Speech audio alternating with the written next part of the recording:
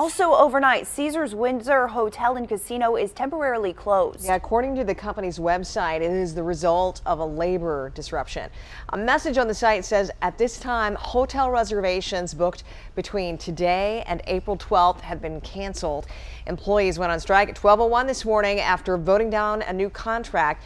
It is not clear how long the strike will last. The last strike at that casino happened back in April of 2004, and it lasted roughly 40 days.